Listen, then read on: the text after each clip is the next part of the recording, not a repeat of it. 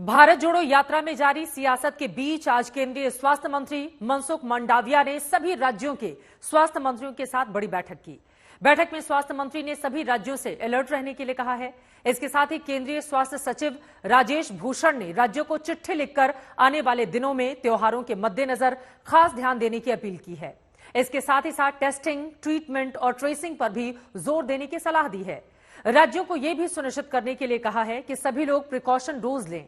लोगों को मास्क पहनने और सोशल डिस्टेंसिंग के लिए भी कहा गया है। कोरोना के खतरे के मद्देनजर हर सैंपल की जीनोम सीक्वेंसिंग की जा रही है।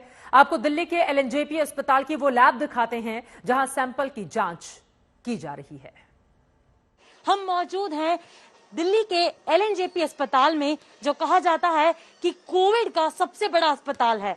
और यहाँ पर हम आपको एक्सक्लूसिव तस्वीरों के जरिए बताएंगे कि लैब में जो जीनोम सीक्वेंसिंग है वो स्टेप बाय स्टेप किस तरह से की जा रही है। तो सबसे पहले हम बात करेंगे डॉक्टर सुरेश कुमार जी से, जो एलएनजेपी अस्पताल के डायरेक्टर हैं, और सबसे पहले इनसे जानेंगे कि यहाँ पर डेली कितने सैंपल्स आते हैं, सैंपलिंग किस तरह से हो रही है।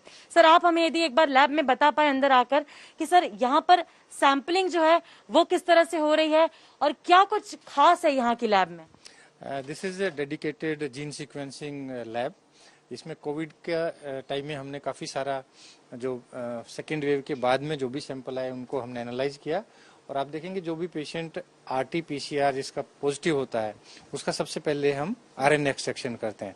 RNA जब हमें मिलता है, RNA एक्सट्रैक्शन करने के बाद आपने देखा होगा कि यह -78 डिग्री टेम्परेचर है। इस पर RNA सैंपल को स्टोर करते हैं। RNA सैंपल जब यहाँ स्टोर होता है उसके बाद, क्योंकि RNA is not stable at the room temperature, room temperature पे वो नष्ट हो जाता है, खराब हो जाता है, तो उसके लिए आइस पैक में हम रखते हैं ताकि वो RNA खराब नहीं हो।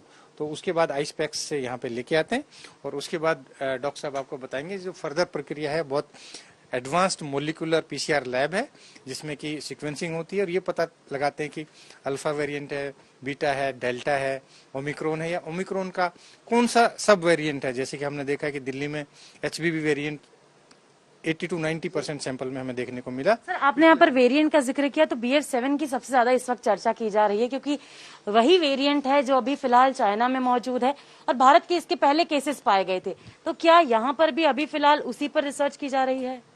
BF7 का अभी हमें एक भी मामला देखने को नहीं मिला है क्योंकि अभी कोविड का RT-PCR जो पॉजिटिविटी रेट है वो बहुत कम है। आप देखिए 0.5% से भी कम है, 0.14% है, यानी कि नए पेशेंट्स अभी कम है।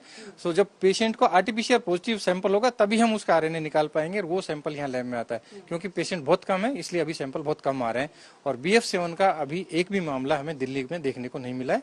जो भी मामले हमें कोविड के मिले हैं उसमें सब में ओल्डर वेरिएंट HBB वेरिएंट ही मिला है और वो ओमिक्रॉन का ही सब वेरिएंट है।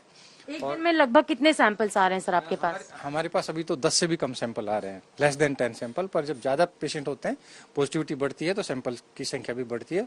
हमारा जो लैब का कैपेसिटी है वो 300 सैंपल पर डे तक हम हैंडल कर सकते हैं। 300 सैंपल्स RT-PCR यदि पॉजिटिव है तो वो हम इस लैब में हैंडल कर सकते हैं। अभी कहा जा सकता है कि पैनिक की सिचुएशन फिलहाल नहीं है? अभी पैनिक होने की आवश्यकता नहीं है।